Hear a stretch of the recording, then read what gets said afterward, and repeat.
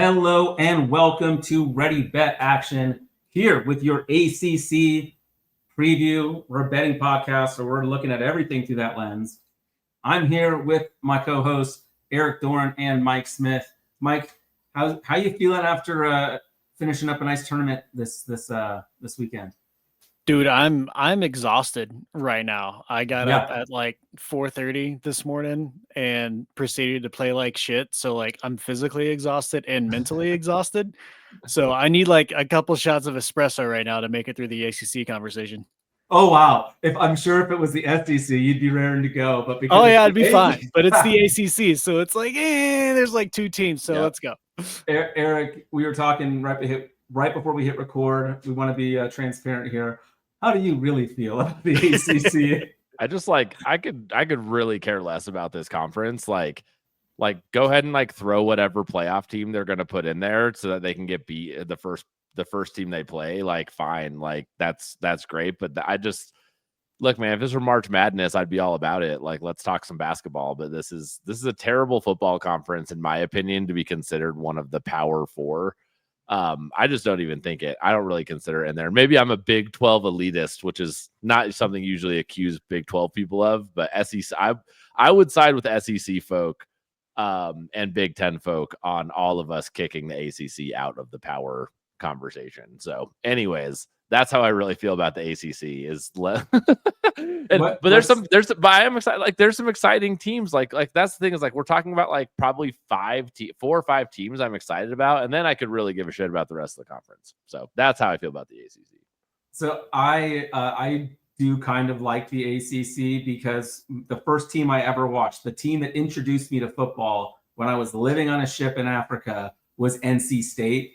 One of my dad's really good friends would have VHS tapes sent there. And so I began my football journey on NC State football. And so I kind of like the ACC for that. And then Miami was just so cool with Clinton Portis and Willis McGahee. Those running backs were just elite. So I do kind of have a soft spot, but really only at the top. Once you get past those, it's man, I don't really care about Virginia football. I'm sorry. And I was kind of in on them 2 years ago when they had the new offensive coordinator and the new quarterback coming in, and then everything just sucked, and it was so disappointing. So anyway, a lot to get into with the ACC. We've got more feelings than maybe we thought. I would just say I would honestly rather watch a really good Mountain West football game than watch Boston College and Cal play. And that shouldn't be how it is. You should be excited about most of the Power 5 games you could watch at any given time. And I would rather watch most good group of 5 teams play each other than take my time watching a bottom ACC matchup. And I did want to bring that up because I do think it's funny because the ACC is kind of in that in-between range where you're it's not ironic enough to be enjoyable like a good Texas State. Oh, I guess Texas State's about to be in the Pac-12. They're going to be good, yeah. I digress. Let's get into some of these teams. We're going to start off as we've kind of been doing at the top, looking at the win totals. We'll focus a lot more on the teams that we have plays on. As we get to the middle and lower tiers, we may not have much to say unless we have an actual play on that game because we are a betting podcast. After all, we're going to start off with Clemson. Really interesting team. They bring back the most production in all of football. I love their 3 wide receivers, which is not something we've been able to say for a while. DeAndre Hopkins was freaking amazing there, but it's been a minute. They've had a bit of a drought. Now we've got a group of Antonio Williams, Wesco, and more, who I think are going to light it up, with Cade Klubnik coming back, who is projected by many to be the number 1 pick in next year's draft. He can run. The running game is going to be interesting. They lose a lot with Phil Maffa. We don't know who the starter is going to be, but not because they've got bad options. It's 2 good running backs, one of them a converted wide receiver, looking to take care of this business here at Clemson. I'm excited for this team. This D-line is going to be outrageous. Their offensive line is one of the best they've had since Trevor Lawrence. Let's go Clemson over. And then you realize it's at -225, and that's the story of the ACC right there. Whatever you want to bet, there's no juice. So unless you're going against the grain. Make the ACC championship game at -150 or something right now? I can't even find it. I looked for it all day. I think -175. I was looking for that too. Where'd you find that? It was on DraftKings. Hold on, I got it right. Okay. Minus 180. Yeah. Honestly, that's Minus better. I 180. like that much better. Yeah. So I'm actually taking an official play for me is not only to make it, but I'm going to take them at plus 115, and I think that's important to win the ACC championship. I think for sure they get there. If they lose, if I'm nervous at that point that maybe Miami is really good or SMU took a jump, then maybe I can hedge at that point. But there at plus 115, I like this team enough. And the reason I don't really love the win total actually is the two potential like big losses on their schedule for me are against SEC teams. It's not even in the conference. It's against LSU to start the year and the very last game at South Carolina. Like if they slip up in those games, it doesn't hurt you for the ACC, but it might hurt you. It might trip you up for the win total. So I'm off the win total. All that to say, Mikey, what are you thinking here? I've got no play, but I do think that Clemson will have a better year this year than they had last year. They were so young last year with all their talent, bringing them all back. It's just another year of maturation for everybody. You talked a lot about offensively, but even defensively, Peter Woods Jr., defensive tackle, 3rd overall player by PFF, TJ Parker, number 10 overall at defensive end, and Avion Terrell, that corner, was all ACC last year. So all those guys are coming back. I don't think Klubnik has to be a Heisman caliber player to really carry this team far because they're so well talented around him. So the schedule in conference is like kind of hard-ish, but again, we've been shitting on the ACC for the last 30 minutes because of how bad they are. So there's just not a lot in the way unless they just have a couple of slip-up games, which they do from time to time. So all that to say, crazy talented team. They actually hit the portal this year for the first time. We'll see how that plays out, but I don't like any of the juice out there, so I'm off of everything. Yeah, I think the only thoughts I think Clemson brought 3 portal transfers in. Is that right? Or did they bring in more than that? I thought I heard 3. It wasn't a lot. It's just pretty the first sure it was time that 3. they've done anything in the portal. But it's they're both not depth pieces. They're like they're going to be plug and play type guys. Right. You are correct, Mike. They did actually hit the portal. That is that is a 300%. That's all I said. I didn't say they hit the portal well. I just said they hit the portal. No, you're right. You're right. And so I just I don't have a lot of the reason I stayed away from this win total, or from them winning the chance. I like Stefan's pick. That would be the only thing I would probably do. But now all of a sudden I kind of like the to make at minus 180 feels like a big lock to me. But I might like it even better because they could get beat up against South Carolina in that last game of the year. You all of a sudden got to play an SEC team it's at South Carolina too, right? So I actually kind of like that because who knows how they get beat up before the ACC game, championship game there. But anyways, I'm just overall interested in the Dabo versus the transfer portal story. And he is the opposite of everything we've talked about. Can you just build program and loyalty still and be really stubborn about it? And that's just the storyline I'm excited about. I don't have a lot of in-depth breakdown for you on Clemson. I'm excited to watch. I will be excited to watch Clemson because of that reason. And to that point, Eric, not only have they not been active in acquiring talent, they haven't lost talent. So this is a team that's been together now for 3 years, and this is their peak season. It might get rough again after this year. We don't know.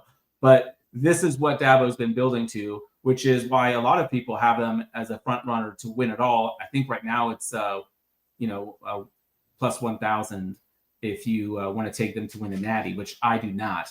I'm not that bullish on them. The next team in this 9.5 win range is Miami. They were hovering at 8.5 a little bit earlier. Now it's up at 9.5. The over is at plus 124. The under at minus 152. So again, as this theme for this conference, there's a lot of juice to be had one way or the other. So if you're leaning under like I am, that minus 152 is too steep for me to want to play it. It's kind of how Eric tells us, investing your money for 4 months for a minus 152. How wise of bankroll management is that? That's a debate, and I'm not going to do it in this one. That's for sure. So I'm laying off this one personally. I don't have a whole lot more. I think Cristobal is what he is. He's going to get you an offensive line that's going to be amazing. He's going to manage your roster really, really well. You're going to have talent where you need talent, and you're going to lose games that you should be winning. And that was last year too with Cam Ward, who was the number 1 overall pick.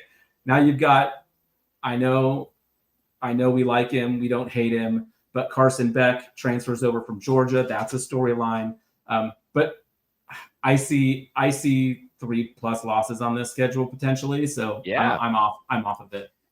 Dude, I'm adding this in as one of my picks. I'm taking the under. I wasn't going to, and honestly, hearing you talk, like I was going through a schedule. I was like, wait a second, how did they get to 9-10 wins again? Because they start off at Notre Dame. They're going to start off with a loss. I bet that guy came today. I bet I have some money on Notre Dame. Then they have a stretch of Florida, Florida State, or Louisville, all in a row. They got SMU on the road, so they got to go to the Dallas area for that. And then they have a trip-up game potentially against Virginia Tech late in the year. And I'm like, and Pitt. Dude, I don't see this. It's going to be tough. This team's not going to win 10 games. I'm putting this in. I'm adding this to mine, dude. Like I don't know why I was so hesitant, but when Stave was talking, I was like, what are we doing here? Miami under 9.5 for sure. I'm putting it on mine. You're just stat padding now, Eric. The juice be damned. I just want that W. Yes, exactly. I lean the opposite way because I'm very intrigued by the new defensive coordinator with Corey Heatherman. Those games that they lost with Cam Ward, it's not because offensively they weren't scoring, because defensively they couldn't get a damn stop. At Minnesota, when he was there last year, they had the 9th best defense in terms of scoring. So, like, if he can bring some of that over and the defense takes a step forward, I do think Carson Beck has better weapons around him now than he had at Georgia last year. Interesting. I don't think he's going to be Cam Ward. I'll say that much. I mean, they lost a lot of skill position players last year, but when you look at how many drops Georgia had, there's no way it gets worse than that. And that's when the worse the drops got, the worse Beck got. He started forcing things as he got uncomfortable. If they can protect him, they've got a solid offensive line. I think he can be decisive enough to really be productive. I think the big question is on the new defensive coordinator.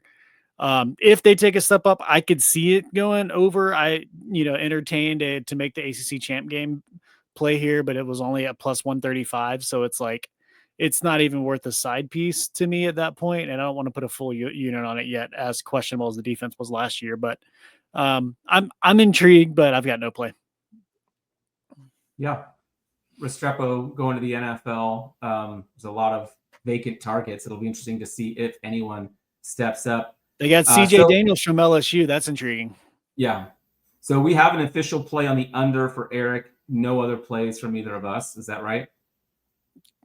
Correct. Cool. Let's move on to the teams. 2 teams in the 8.5 range. That's SMU and Louisville. We have a play on Louisville, so I think we should start there.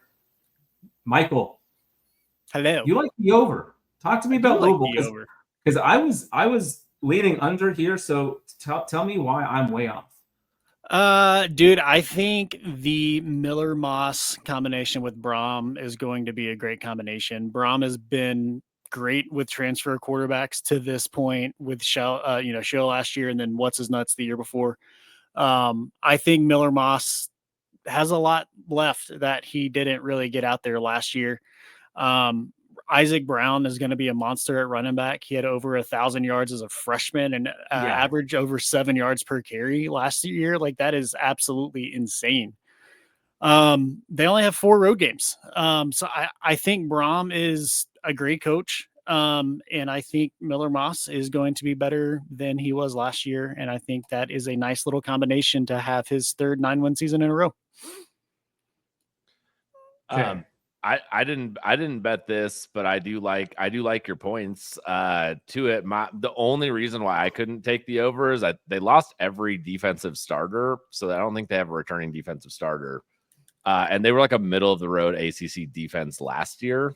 So that doesn't mean they don't win 10 games. I guess I just definitely wouldn't pick them to win the ACC, but like, that's the only thing for me is just like, I'm going to be betting this team on point total overs probably all season. I'll probably be like, Louisville is an overs team because that offense will be screaming.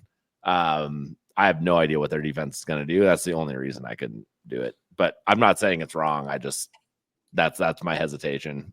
I get it. Yeah, and it's just for me. I've heard the Miller Moss argument a couple places, and I get it. But I'm like, Lincoln Riley's also kind of known for getting the best out of a quarterback too. So if you couldn't do it there, but hey, maybe different system, different type of coach. The real bummer for me is this schedule. They are at Pitt, they're at Miami, they play Clemson, and then at SMU. Like, that's a real tough schedule. And Louisville always seems to have one like loss to like a Syracuse or something. You're like, where the hell did that come from? Like, why are we losing this game when you bet the other side? But I do love Isaac Brown. I think he's special. But it's a no play for me. But I like your confidence that you're taking the over here. And it's a plus 150, so that's nice. They beat Clemson at Clemson last year. I ain't scared. Plus 150 is real nice. That would be awesome. Yeah, I have only plus money bets in the ACC, so let's do it. That's the way to do it. Let's move on to SMU. We don't have a play on them. They're going to be really interesting. Kevin Jennings was kind of a revelation going down the stretch. He could be really, really special. I don't think that they're going to make the championship game again. I'm going to go ahead and say I think they take a step back. I do like Lashley, their coach. I think they could be a real good team. But again, I look at this schedule and I look at this roster, and I'm not confident enough to take over 8.5. I agree. They lost a lot on the front seven, as well as some skill position players. I mean, their secondary is going to be a stud again, but I don't know. Like TCU and Baylor as your non-con games, it doesn't sound terrifying on paper, but then when you bring in like the Texas in-state rivalry stuff, I think those games could be very interesting. Yeah, they have 5 games that'll kind of determine their season, and man, all the Texas private Christian schools are playing each other this year, which is they got Baylor, at TCU, at Clemson, Miami, and Louisville. However, and again, I'm also not betting them. 3 of those are at home. So they get 3 of the 5, like those games that will determine like what type of season they have. They do get them at home. Like getting Miami and Louisville at home, and then opening, like you get Baylor at home first game, like that's pretty huge. But again, I think I agree with you all. I don't see them when I'm looking at like who's going to make this ACC game. That's like, I think that I just have other teams I like better. That's it. Yeah, that works for me. Let's move on to the teams in the 7.5 range. We have Florida State, North Carolina, and Georgia Tech. We have a play on Georgia Tech. Eric, talk to me about the Yellow Jackets. I have 2 plays on Georgia Tech. Let's go. I have a main play, and then I have a side piece. Big plus money one. Mike, how much do Georgia fans hate Georgia Tech, or is it like a little brother, like we just don't care about them, but Georgia Tech really hates you? Is that how it works? Old fashioned hate has been the coined name of the game. That is truly what it used to be. Now that we've beat Georgia Tech for like the last, I don't know how many years in a row, like it doesn't really matter anymore. So much so that it was just announced today that they're changing the name of the game to like the something classic. Yeah. And so it's just, I don't know. There's not any nostalgia for it for us anymore. It's all Florida, Alabama, and all those guys now. Yep. Well, interesting. I think we might, a Georgia Tech, Georgia college football playoff game might ignite something though. So that's I think the actual rivalry is in the cards for the future, Ian. Man, that would be awesome. This might be the year here. So anyways, you guys are hyping up the Yellow Jackets. Let's go. Yeah, I'm going to take them over 7.5 wins. And I've already called out in the Big 12 game. I actually do think CU beats them in Boulder week 1. But let's just talk about like their schedule is so totals of 7.5. They can lose to CU, Clemson, Georgia, and then the other game that I'm like maybe a trip up, but maybe not even that much of a threat is at Pitt. So there's like 4 games that I'm like, these are threatening games for Georgia Tech. They could actually lose all 4 of those and still get this over. So I actually don't think they'll lose all 4 of those. So I actually really like this over, right? Like the likelihood, like they're actually probably going to win 2 of those games. I think so. That being said, give me the 7.5 for sure. You have Haynes King is projected as like a top 10 to 12 quarterback in college football, and that's what everyone's hyped about and excited about him and the season he's going to have. So that's a -162. The reason my side piece is Georgia Tech to make the college football playoff is because if things go right, if their only regular season losses are to Clemson and Georgia, then they're still going to be in the ACC title. And I think that's like a possibility, right? Like my CU prediction might not work out. If their only losses are to Clemson and Georgia and they lose in the ACC title game, they still might sneak as like a last spot into the college football playoff. And I know that would probably be a long shot at that point, but I'm like, man, if things bounce their way, Georgia Tech to make the college football playoff, I don't think is like absolutely insane based on the 2 losses they could have are going to be like top 5 teams. So that's my thoughts. I think the only reason I'm not tailing you is I think I see the next tier of teams a little bit closer to Georgia Tech than, so I could see them slipping up to like Pitt or Duke or at NC State. Yep. But mainly because I don't see a huge gap. And maybe it's because I've never seen Haynes King get through a season healthy.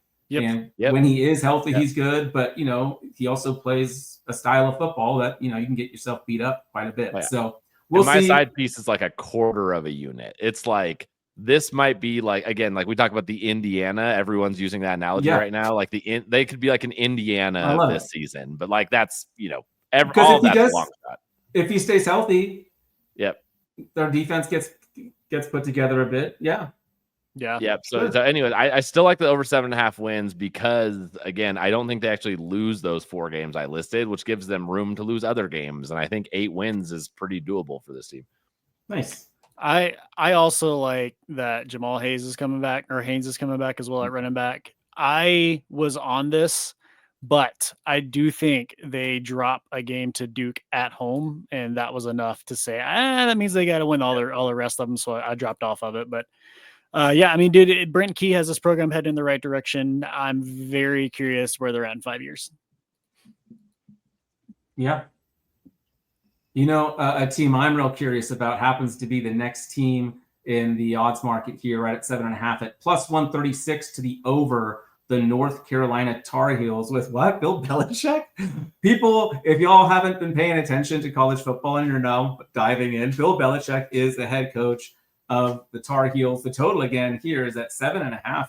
And I think this number allows you to take a pretty hard stance. If you think it's going to work out for Bill Belichick in college football, like if you think this is it, their schedule sets up pretty nicely. They don't have a hard road here. It's literally the best schedule he could have gotten. There is no better schedule he could have had. Yeah. I'm skeptical. I think it's a different game. I'm sorry. So I'm not betting the over. But if you do feel bullish about Bill, that should be a t-shirt. I do not feel bullish about Bill Belichick. The way after Tom Brady left the Patriots and like he's got his 60-year-old age gap girlfriend like running the show and like some weird dynamic there that's like clearly in his head. I know that's like weird social dynamics, but it's weird, dude. Like it's a weird situation to me. And like here's the things though, is like schedule literally couldn't be better for him. He has the 9th ranked transfer portal, 41 incoming. Like, dude, Gio Lopez is probably going to be the starter, him or Max Johnson. But like, I want it to be Gio Lopez because, dude, I want a Bill Belichick coaching Gio Lopez season. And just like, man, he brought some defensive beasts. Like, he definitely focused on the defense in the transfer portal. So it's one of those like, I don't know if any of us are going to be. I don't know if I'd be like shocked that Bill Belichick has like a decent season.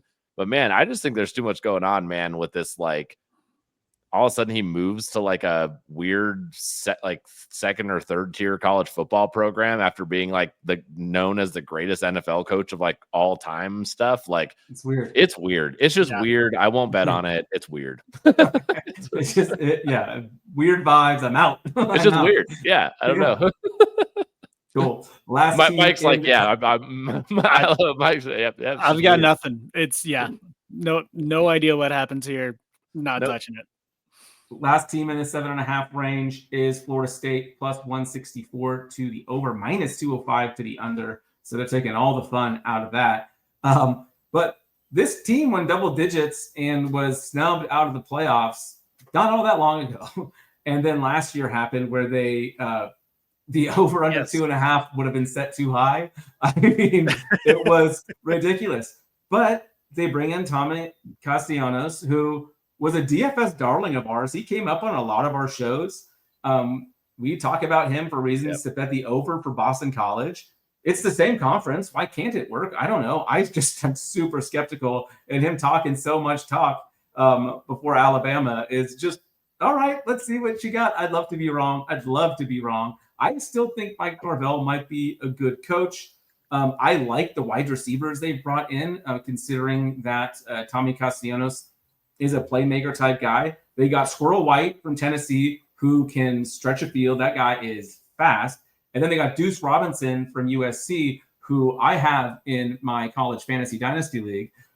He was a monster for USC. He is incredible. He is going to be a force. He might end up playing tight end in the NFL, but at this level, so I'm excited for this team, but I don't trust it. And it's a tough schedule, like we talked about with starting off against Alabama. So no play for me, but this is such an interesting team because they're trying to build it in a similar manner to how CU has built it, where you're heavy transfer portal. And for both of them, one season it popped and it really, really worked. And the next season it didn't, or vice versa.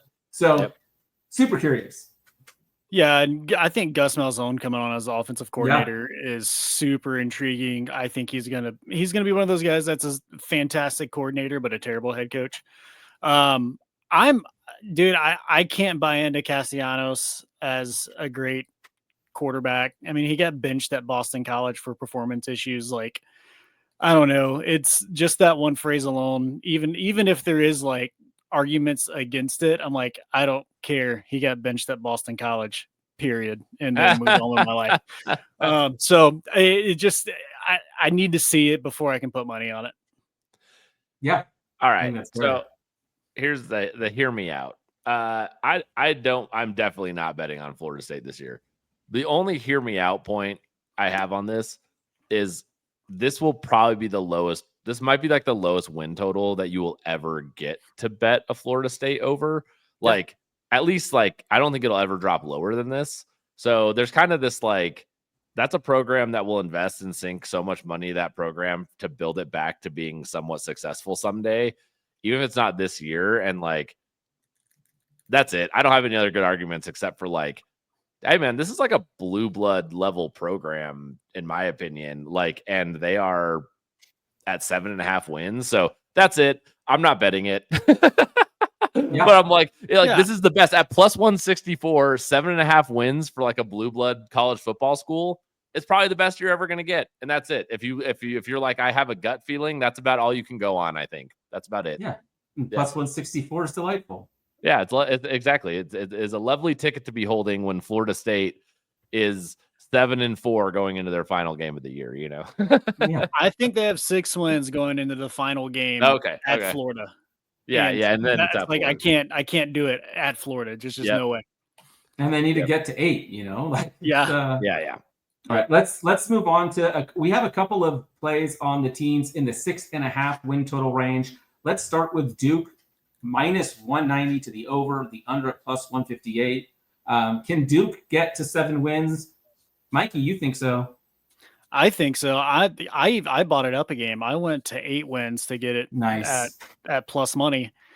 Dude, Manny Diaz, fantastic defensive-minded coach. This defense looked awesome last year. Chandler Rivers and Terry Moore, highest graded corner and safety in the Power 4. They both return back to this defense. And then you get Darian Mensah from Tulane, who didn't throw the ball a ton last year, but when he did throw the ball, he was really good.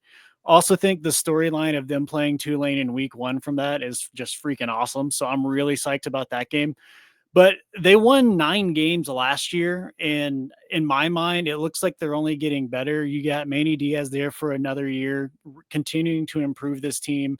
Mensah is going to be an upgrade to Malik Murphy, if you ask me. So asking them to not drop back more than 2 games feels like a lot. So I think over 7.5 is a safe play. I don't hate throwing a tiny little sprinkle at plus 900 on them to make the ACC title game. Oh, I love that. The schedule's not easy, but it's also not crazy hard. Yeah. Fun fact, speaking of defense, left this piece out. Only 2 teams put up more than 30 points against them last year, and that was Jackson Dart and Cam Ward. So they're balling out in the ACC right now defensively. So if they can just get a little bit better production on offense, I think they could be a 9 or 10 win team easily. Led the conference in sacks as well. Yeah, they won because of their defense. Yep. Their defense is not going to be worse. They're returning a lot of players there. But what's changed is their offense has taken a step forward now. Yep. Like you've got the number one, like probably in all of college football, the number 1 transfer quarterback. Y'all can argue. We'll see. Darian Mensah, I think, is that dude. Just from a hype perspective, like the sky's the limit here. If they can take care of Illinois early, if Illinois isn't what some people think they are, they have pretty nice little smooth sailing there until at Clemson after a bye. So there's some travel back-to-back Syracuse to California. That sucks. But no, I like Duke. I'm on the over as well. I like that conference game. Man, I'll go ahead and make it an official side piece at a quarter unit. Let's do it. Man, I feel like so I just want to like bring up a quick point, and sorry if it's a tangent of just like I feel like when we were talking about the Big Ten, like Steve, you just like hinted at this, which is like we're talking about the Big Ten, and I'm looking at like what are the 2 time zone games, because that was such a thing last year. And I feel like in the Big Ten, I really care about that. And I'm just like, oh, like Minnesota's got to travel to Oregon or Oregon to Rutgers, and like that affects the game or whatever. And in the ACC, I just don't care because the West Coast teams are so bad. Who cares? like who cares that they're going to Northern California? They're going to stomp them anywhere, man. Like it doesn't matter. Like their West Coast teams are so bad, it doesn't matter. You just wait, Cal. Anyways, Cal's going to be so good this year. All right. Wait, no, are they? I don't actually think that. I was like, did I miss something in research? No.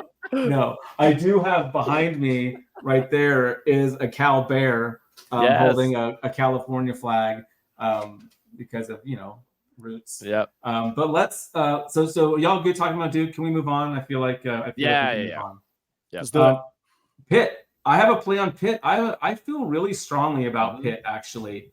I am on the over 6.5 at plus 140. I think this might be my favorite play. Now, I am going to say I did just get done listening to the Solid Verbal podcast. Check those guys out. They're awesome. And they love Pitt. So part of this is just like, oh, yeah, they're making a lot of strong points. So go listen to them. But Eli Holstein comes back. These guys started out the year 6-0 when he was healthy. It wasn't until he got hurt that they started losing a bunch of games. This is another year with Cade Bell, the offensive coordinator. He looked good. Desmond Reed could potentially be one of the best running backs in the conference, maybe even country, some people say. I don't know. Des is going to be really, really good, and they're going to rely on him. They don't have a lot of, proven talent at wide receiver, so that is a concern. So we'll see, but I'm bullish on them because the number is only 6.5. So only needing to get to 7 wins in a conference that none of us think is all that great outside of the top. They miss Clemson on here. They miss SMU. So those are some of those teams in the top tier. Yep. They do get Miami at the end of the year, but that's at home. And who knows what Miami is like at that time. Louisville at Florida State are the tough ones on here. I mean, sign me up for 7+ wins at 7+ wins at plus 140. I'm also on this. I think looking at their schedule, I think they could go 8-0 in the first day. I'm not saying they will, but I think a spoiler from that show, he has them going to the conference game. Like this is his number 2 team in the ACC. Yeah, I mean their hardest game is Notre Dame, which is obviously non-con. They pull West Virginia as a non-con, and then they close with Miami. Like, other than that, you can count every game as a win or a toss-up game, in my opinion. I think Cade Bell is a fantastic offensive coordinator. I'm also really big defensively on Kyle Lewis and Rasheed Biles as linebackers, two top 10 linebackers in the country there. So I think there's a bit on both sides of the ball here that's playing in their favor. So at plus 140 or whatever it is, like this is a no-brainer to me. That was on because I first pulled all the numbers from FanDuel, and then I was looking at something else, and I was on Caesars and saw it at plus 140 at Caesars. So this is why it's nice to have multiple sports books, because that's a significant difference. And Pitt over 6.5 at plus 140. I think it's great. Eric, thoughts on Pitt? Nope, I think y'all nailed it. I've just been mentioning Pitt, I think a few times already, of just like games that are difficult for other teams, and I keep including Pitt on that list. And it's like, I think, people love Pitt this year. Yeah, the other teams in this 6.5, NC State at plus 104 to the over, Virginia plus 118 to the over, and Virginia Tech plus 132 to the over. I don't have a play on any of these. In fact, I'd probably lean under on all of these, and those are juiced to like minus 140s. So definitely not happening for me. I think the common theme in all of these is just like way too many questions on both sides of the ball. Like CJ Bailey at NC State, I don't know if I buy it. Virginia, I'm trying to remember. Chandler Morris, like I'll believe it when I see it. Like every year for the last decade, I've had to hear about how Chandler Morris is going to be great at whatever random ass team he's at. Like I'm just not interested. Virginia Tech is the one that maybe is the most interesting to me. Part of it, again, is because I do sometimes listening to the sports gambling podcast, and like he's one of those dudes is a huge Hokies fan. So like, I love it. He loves so it. Kyron Drones, like, what if he hits this year? I don't know. They're the most interesting team to me, but I don't have a plan in any of these. Do you guys have any thoughts on any of these three? No, I wanted to go under on NC State, but then I was like looking back at their history, and despite bad years, they seem to always come out with at least 7 wins or 6 wins. I think prior to last year, they hit it in like 9 of 10 seasons. So, and even last year, it felt like everything fell apart, but they still got 6 wins. So I'm off of it for that reason. But other than that, just unders across the board.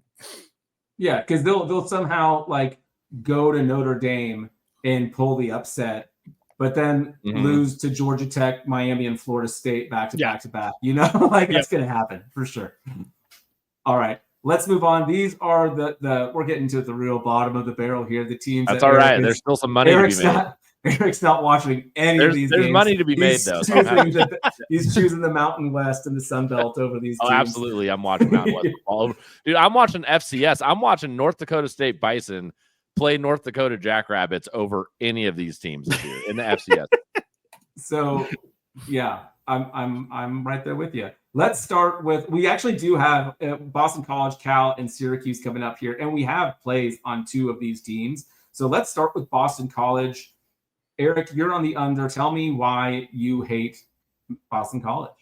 I do kind of hate him this year. And even though like I don't necessarily love Castellanos either, but he was the best part of their offense and he's gone. So you lost your quarterback. Bill O'Brien's back to coach. And I'm just going to keep emphasizing, like, can someone tell me a former Patriots coach or coordinator that was good without Tom Brady? Nope. I don't think you can. Romeo Crennel, maybe as a defensive coordinator, might be like the only one I can think of. And like, so I'm talking offensive or defensive side of the ball. Name me one that was good without Tom Brady. I can't, honestly. And Mike Vrabel doesn't count because he was a player. So anyways, my point is, I don't think Bill O'Brien's that great of a coach. And just the schedule, man, it's tough. It's tough to find the wins here. They literally catch Clemson, Louisville, Notre Dame, SMU, Georgia Tech, and Pitt. Like, I don't know if they could have gotten a worse ACC schedule than anyone else. And so, Michigan State too. And then at Michigan State's a loss for me. So I just don't see them winning more than 3 or 4 games this year. Yeah. And the juice, this is one of those that the juice isn't all that bad at minus 130. You're not like, no. Sitting there. I like it. Talk me into it. I don't know if I'll play it just because, time. but waiting 7 months for a Boston College bet sounds awfully It just gives you more of a reason to vote against the ACC, though, man. Yeah, that's true. I mean, I say that I've got a Syracuse play coming up, so it's disgusting too. Can we talk about Syracuse, or do you have more to say about Boston College? Man, what happened?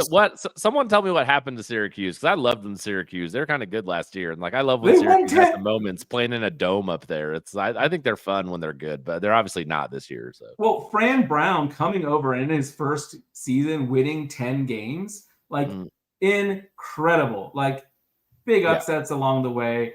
So they're going from 10 wins to a total of 5.5, and at plus 158 for the over. How do I not just smash that? Well, I'm not going to, because I'm on the under. Like, I don't care. They are worse at every single position, either because of graduation or transfers. All of Syracuse's best players transferred out, like, or went to the NFL or graduated. Like, they are worse, I think, at every position. You've got Notre Dame transfer Steve Angeli expected to take over the helm here.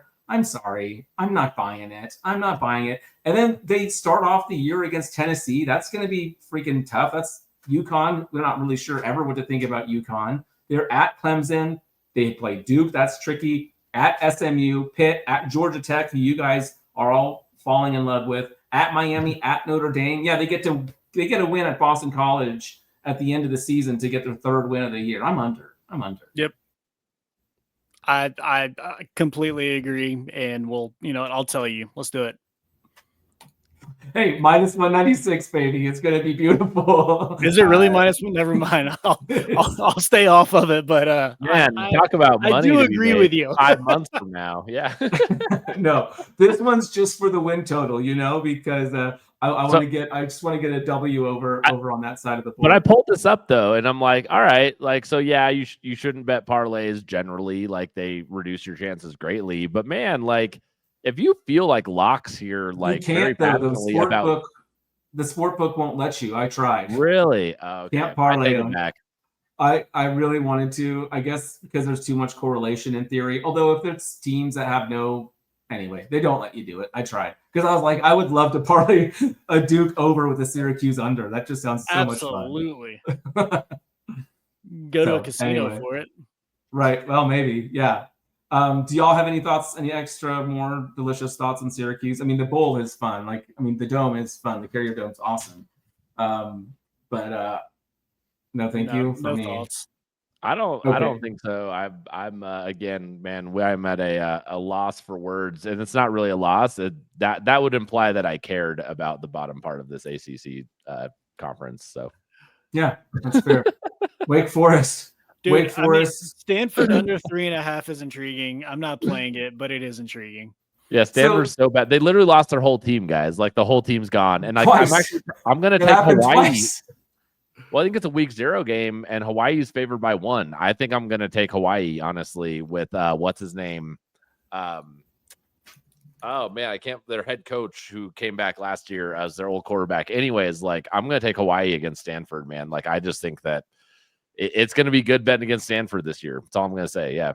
Oh, Tommy Chang, is that who you're talking about? Tommy Chang, thank you. Yeah. Yep. Yeah, super fun. Yeah, and they've got a shitty schedule on top of it, too. Andrew Luck, though. Andrew Luck is running the show at Stanford. That's kind of cool. Just this, unfortunately, they lost their whole team this season. I'm not going to say they're going to be bad forever, but like they literally lost everybody. It was bad. Yeah, no, you're right. Wake Forest and Stanford are both going to be real bad, but Time that's to okay. Focus on academics for those two. Go focus on your academics. Yeah. I mean, it's gonna be a long year for them. But there's always basketball season, so hold your heads up high. Hey, we are at the 45-minute mark. That seems great.